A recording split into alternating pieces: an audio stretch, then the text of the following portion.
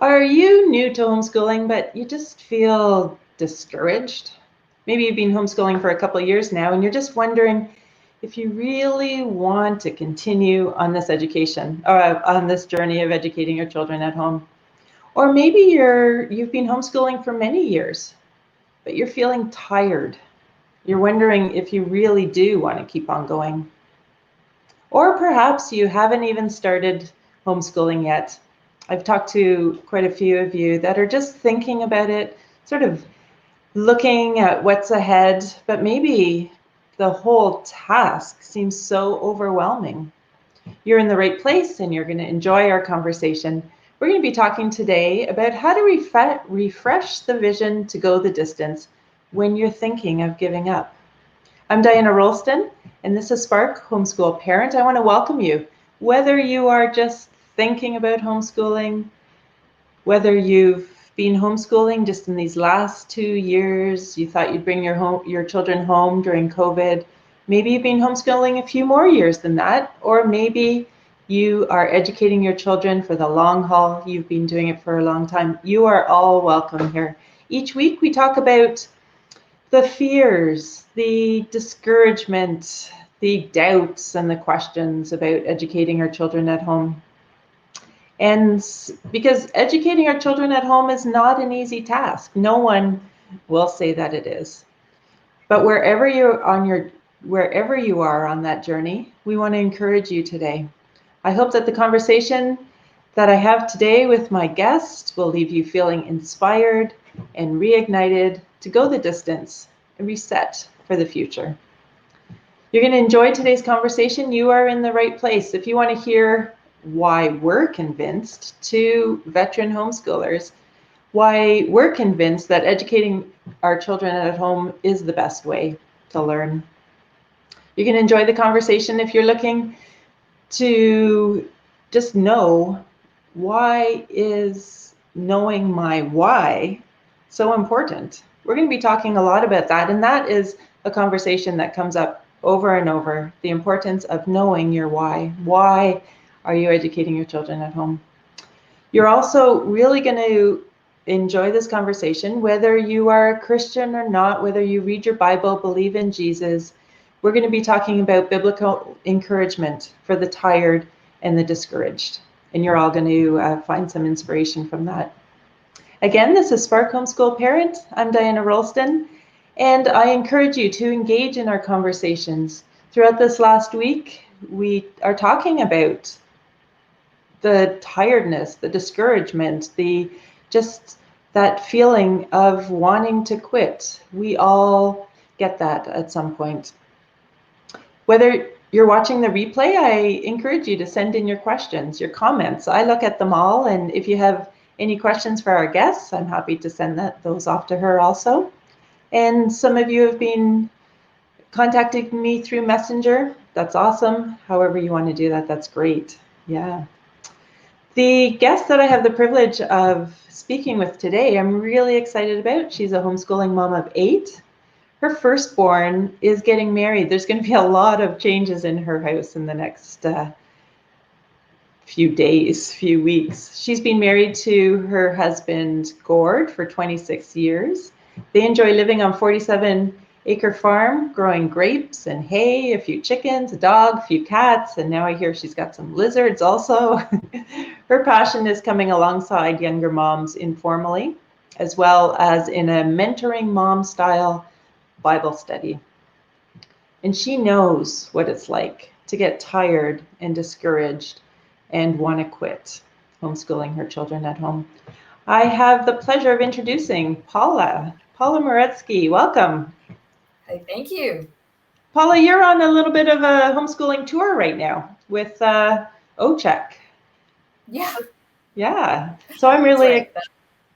sorry? That's right. That's Ontario Christian Home Educators Connection. And this is a topic that you are sharing with others at that conference. So I'm really excited to have this conversation, because homeschooling is not always easy. I just don't want people who are thinking about educating their children at home to think that the pictures that they see in the magazines or the social media posts are what it's always like. We know there are some beautiful times, and that's why we stuck with homeschooling and are reaping the beautiful rewards now. But at some point, all of us think about quitting. And that's why I'm really excited about this conversation. Paula, how long have you been homeschooling? We are finishing, I guess, our 17th year. Wow. We've graduated 4 and we have 4 left. So I'm halfway through. Congratulations. Yeah, it's very exciting. So talk now, Paula, to the parents who are educating their children at home and just feeling tired, weak, discouraged. What would you suggest they do? Where do they start? Well, in the talk that I was giving on the O-Check circuit, I began with what Gordon and I do anyways. We try to go back to the original question, which might sound funny. I got a few laughs at the conference when I said this, was why do we even have kids? And I didn't even think about how funny that might sound, but a lot of us don't actually know why we have kids in the first place. And so I walk people through the idea of Malachi 2:15 that says, and why are we one? To have godly offspring. So it's a good place to start to figure out, why do we have children? To have godly offspring. And if you know that, then it'll take you logically into, well, how do I get that? And if you want to have godly offspring, for me, I am convinced homeschooling is the best way. And then it's like you said, then I remind them to think about their whys, what their homeschooling conversion story is. And then, of course, to go to scripture, where you can get biblical conviction. And then there's so many passages I can talk about a little bit later on that will affirm what to do on those tired and horrible days. I love that your expression of homeschool conviction story. I haven't actually heard that expression. Can you share a little bit about your homeschool conviction story? Yes, I feel like when you're sometimes at church, they have a testimony where somebody will come to the front and they'll explain how they got saved or how they came to know Christ. And when you're sitting in the pew and you hear somebody speak at the front and you hear that, it reminds you of, wow, that reminds me of why I am saved and how I became a Christian. Well, it's just like that with a homeschooling conviction or conversion story. And so my brief little story of myself is, I did not want to homeschool. I'm a teacher, so I think I just assumed I'll always be in the education system. And if I'm not teaching at somebody else's children, I will 100% throw my children into the public system, and I'll be the public school mom who evangelizes in the parking lot. That's what I totally had in my head.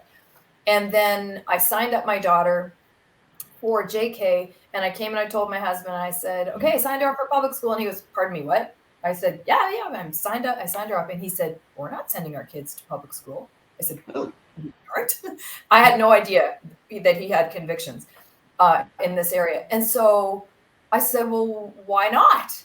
And he said, because it's like sending your kids to a mall at 4 or 5 years old, dropping them off and driving away. Okay. I was flabbergasted. I thought, okay. I said, well, what about being a light in the system? And he says, but they're not lit. And when I said that at the conference, people started to clap, because I hadn't thought of it that way, that they weren't lit. And so I was like, okay, I'm not doing very well in this argument. And I said, well, what then? And he didn't actually have an answer, but he just knew we weren't sending them to public school. So we heard then a little bit about homeschooling, but I was so terrified of, even though I was a teacher, I didn't think I could teach. I didn't know how I could bring the classroom. I didn't know didn't have to do that. I didn't know how I'd bring the classroom into my home. I was very overwhelmed by that idea, how to pick curriculum. I didn't know.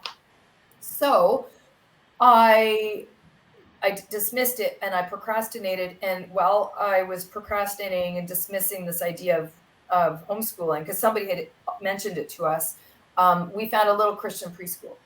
And so we put our two oldest in this. And in that year, I noticed many things about, and this was in just such a short period of time.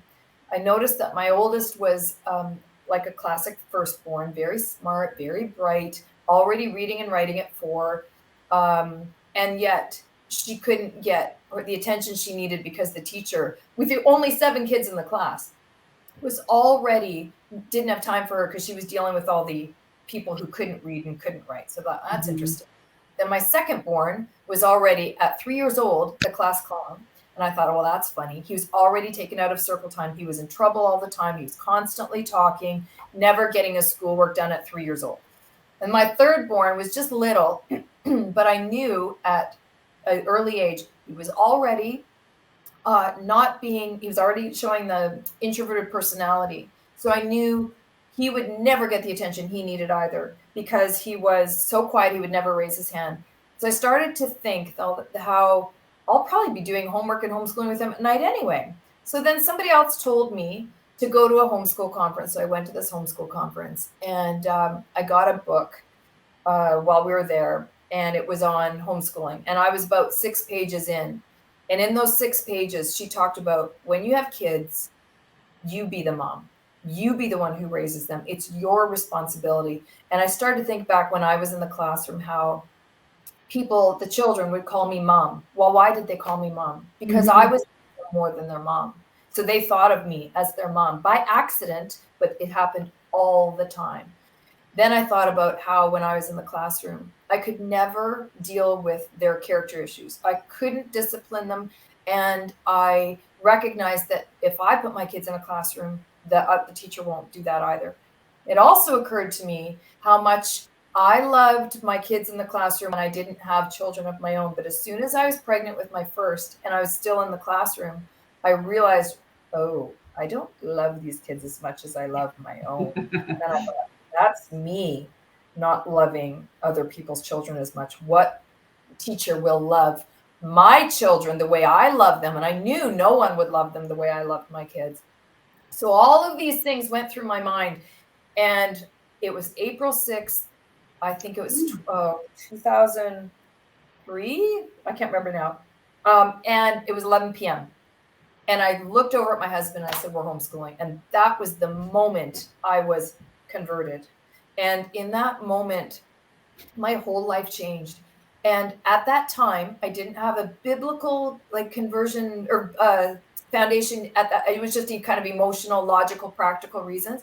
But within a few days and weeks, I had all these passages from Proverbs 1 that said, teach prudence to the simple. I'm like, that's me. I have to teach prudence to my simple children. And then I had the Deuteronomy 6 passage where you teach them when you lie down, when you rise up, when you walk along the way. And I thought, how can you do that if they're not with you? And suddenly I realized once I had a biblical conviction, I knew nothing could shake me. And that is true. On my worst days, when I want to send them all away, I know I never will, because I've based my decision on a biblical conviction. So what I was telling people about in their conversion story is, if you remember that, and then you think through, what were my whys? Why did I do this again? Then you'll never be shaken. And the other thing I say is, whenever I meet somebody, no matter who they are, if they're homeschooling, a lady in the park or somebody at a church or ladies' Bible study or wherever, I always say, why are you homeschooling? Tell me your story. And as soon as they tell me their story, I'm like, see, this is why I do it too. And then we're all like-minded. And it's such a way to affirm why. It's like when you tell somebody your salvation story, it just affirms, oh yeah, I love being a Christian too. So that's, I love it.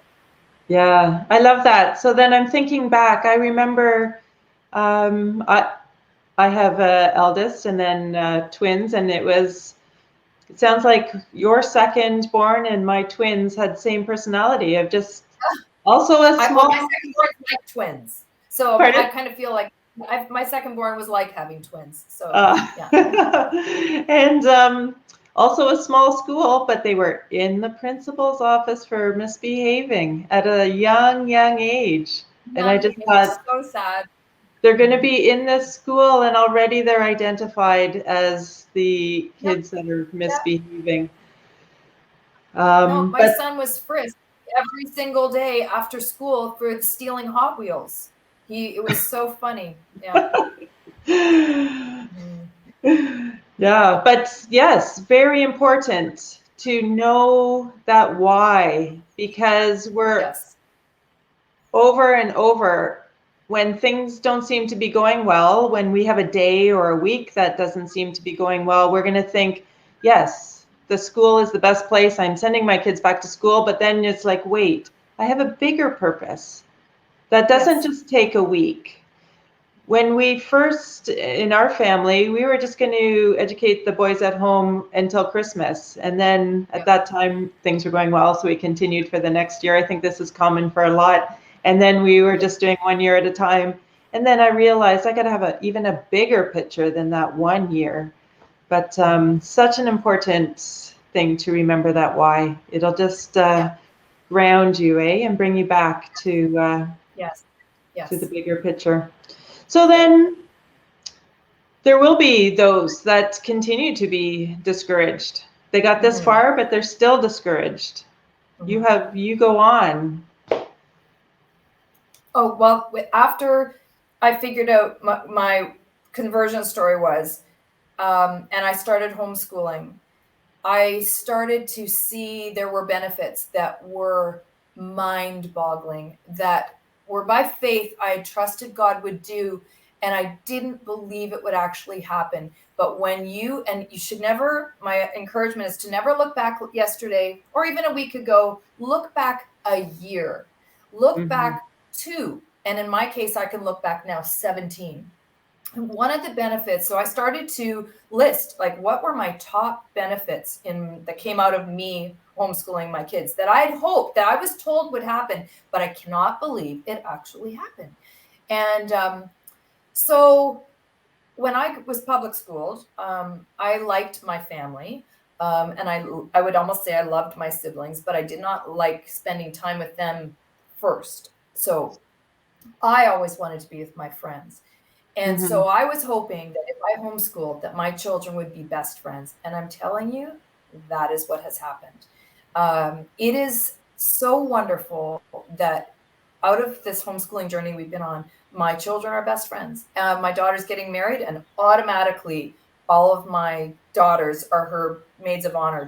And I didn't. I mean, I did do that, but Beautiful. I had friends in my wedding, and and then the other thing that has come out of it that I really hoped, again, I always compare it to my experience as a public schooler. I did not want to be unique. I wanted to be the same. Don't make me stand out. Don't make me look different. And I prayed that my children would be unique. And it wasn't until I was seriously in my mid 30s that I figured out who I was and what my skill set was. And and my children, from day one, I fed their uniqueness. I saw their skill set. I saw their giftings, and I threw things at them that would build that. And so, one of the funny stories that I think about is my son who would walk around in his dinosaur suit all day long, and no one made fun of him. And he would make animal sounds all day long, and no one would make fun of him. He had really unique hobbies that, if you'd been in the public system, people would have made fun of him.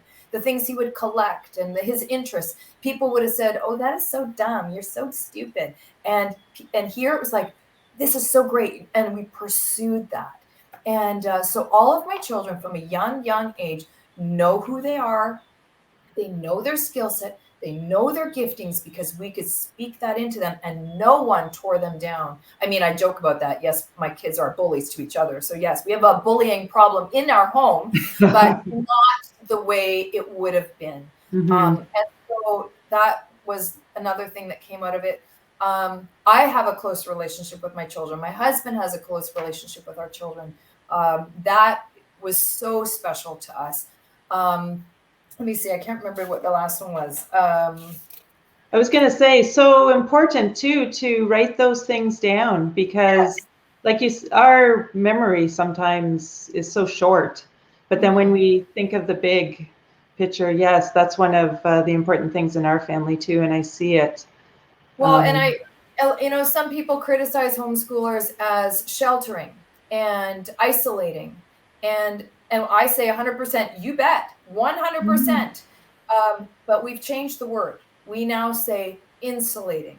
We Mm. know that our children, as our older four are now 18 to 24 and are all in the workforce or finished school or post-secondary, and they are now getting married and they are moving into the real world.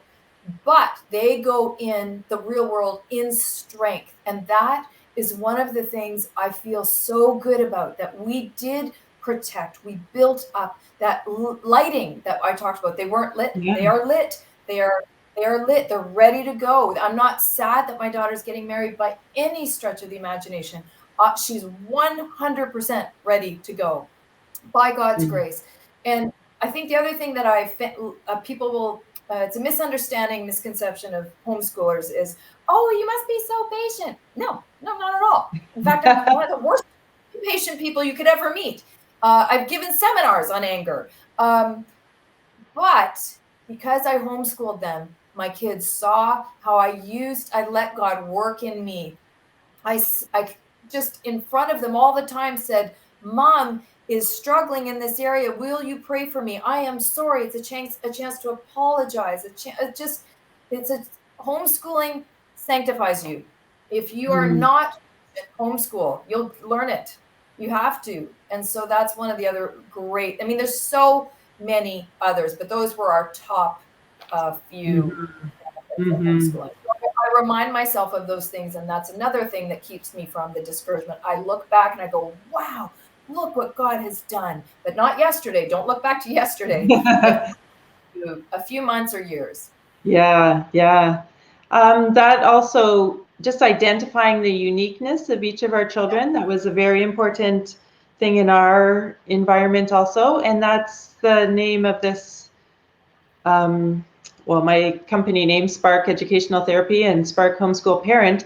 The S is for strengths, Yeah. identifying and encouraging and Yes. celebrating our children's strengths and uniqueness. Like, Yeah. number one, for sure. And then how many other children do we know who are finishing their high school and you engage in conversation with them and ask them, what do you enjoy? What do you want to pursue? And they're like, oh, I don't know. I'm good at math, or everything is school subjects. It's Yeah. not like, I love, Yeah. whatever. Um, yeah. Yeah, so That's that's a great outcome of our children. They're confident in who they are. so, so confident. I just am so pleased with that as one of our greatest benefits. Yes. Yeah. Okay, we're going to go on because there still may be some people who hear this and they're still discouraged, or they're still thinking, you haven't convinced me yet. Well, so my next thing that I share with people is clearly we need that biblical foundation. So, like I said, I went to the scriptures and I found verse after verse. And what happens is when you have that biblical foundation and the winds and the rain come, you are on a rock. So you will not be moved. Whereas if you just go from day to day emotional, then it's sand and you'll quit and you'll give up. But then, as I was studying this year in a women's Bible study, we went through the book of Exodus. And as I was studying Moses, and he was at a very high calling, a very challenging calling, which was to take the Israelites out of Egypt, out of slavery, into the promised land and build this tabernacle for the Lord. Well, Moses was given this challenge, and he was given a bunch of rotten kids, about however million Israelites or however many there were. And so as I studied this passage, there was a few things that Moses said, and he said, because he didn't want to go, and so God calls him out of the burning bush, and he says, "I'm going to, you're going to help me bring the people out of slavery in Egypt." And I thought, that sounds like a challenge, like homeschooling. And just like I didn't want to homeschool because it took me 2 years to decide, Moses says, well, who am I that I should go to Pharaoh and bring the children of Israel out of Egypt? And I thought, that's how I had felt.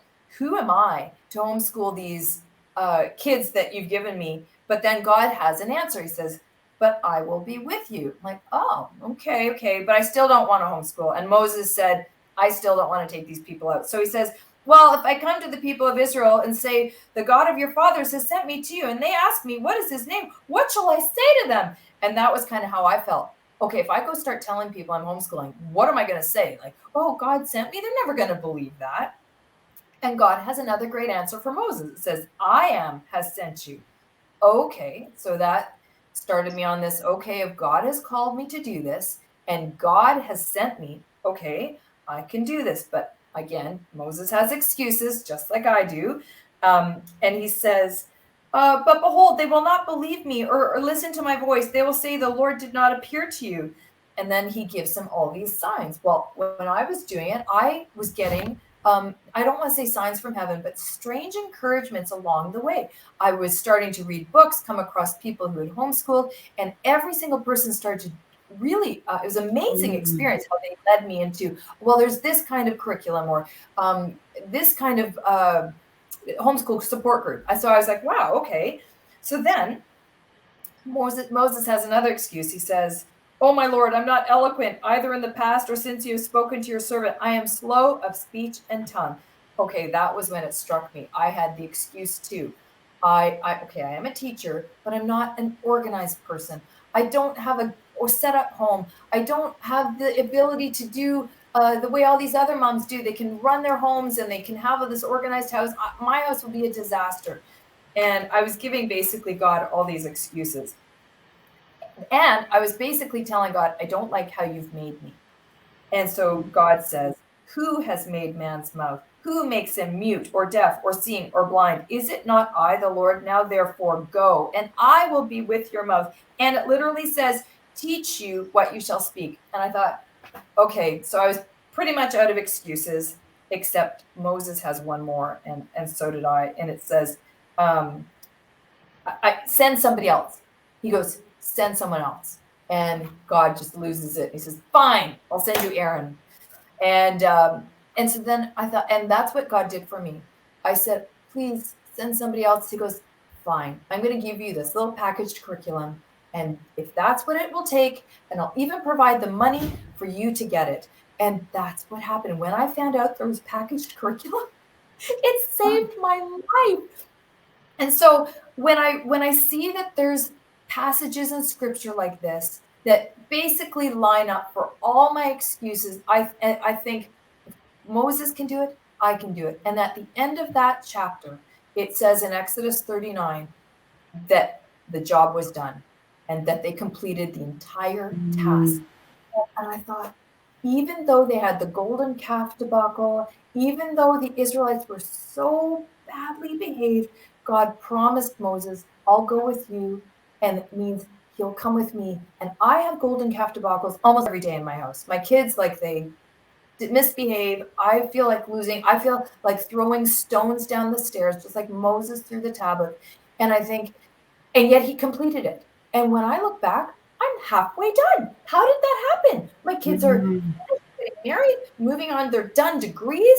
I just think, how did that happen? And I realized if God can get me through that first 4, he will help me with the last 4. So that is my last, not my last, but one of my other encouragements is just to think to Moses and how he worked through his challenge, and you can do it too.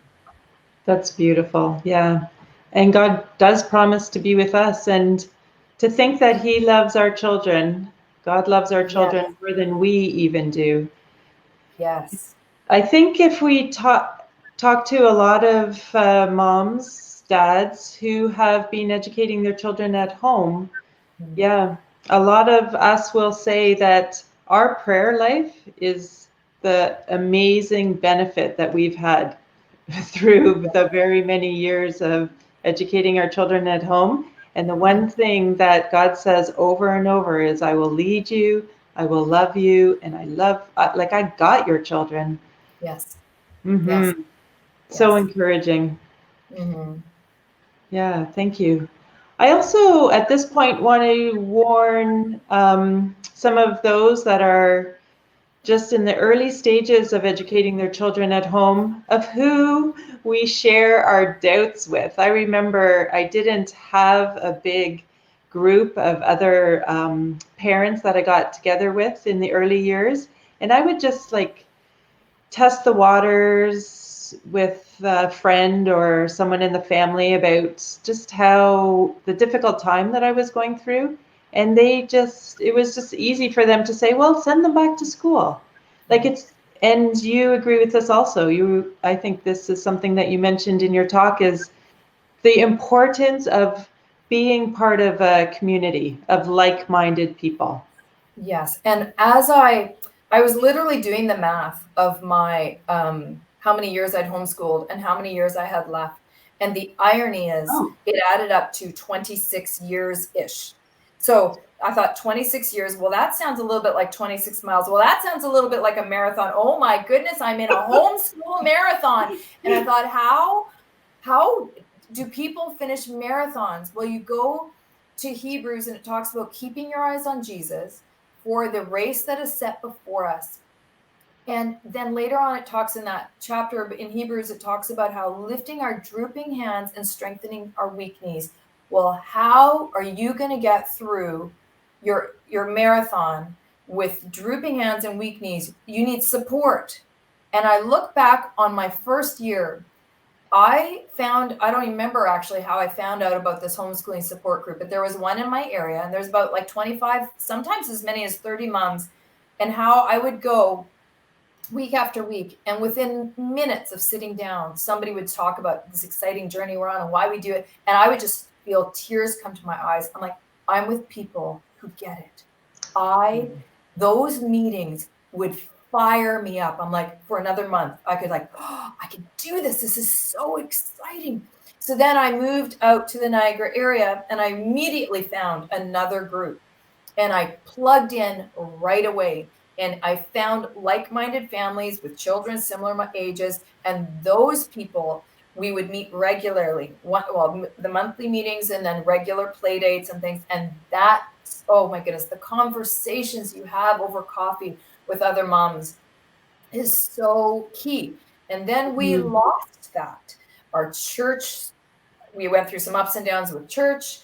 COVID hit. My children's friends we'd been friends with all kind of separated and divided as they got older. So suddenly I didn't have that same support. Well, suddenly I didn't want to homeschool anymore. My younger kids were literally saying the words, I'm depressed, I'm sad, I'm lonely. And that was what scared me. I'm like, oh no, we're not going to make it. We're not going to make it. And as I cried out to the Lord, I just said, please, Lord, send me help and send friends and send community. So there was a healing process within the church. We started to get more involved with our church. Within the church, a homeschool group developed out of COVID, out of necessity. A little program, I'm sure you've heard of it, called Classical Conversations developed. That program has a focus on community. We began to meet weekly, and oh my goodness, all the kids who said they were depressed and sad and lonely in my home, including myself, we are so fired up for the fall. They almost can't wait. And I thought, how did that happen? It's because I'm not alone anymore. I have a community again. And I met with somebody just yesterday who has decided she's on the fence, but she's leaning towards public school because she's burnt out, she's done. And I thought, well, how'd that happen? And she shared all those same things. No support, no community, by herself. And who can do that? No one. You have to have community. It's that critical, So important. And yeah, there's our association in Ottawa here hasn't been very strong over the last couple of years, but it's building up again. And there's also always like lots of online communities, but it's so important. Those are great, but so important to get together with others and talk. So important. Of conversations, yeah. This has been a great conversation, Paula. I so appreciate it. And I'm sure those that are listening are leaving encouraged, which is so great. So thank you so much. Very welcome. And yeah, for those that are watching the replay, feel free to send in your comments, questions, and every week, Fridays at 1 p.m., I'll be here with another Facebook Live. And remember that as homeschoolers, you can help your children find the spark that ignites their learning. Thanks for joining us. Bye for now.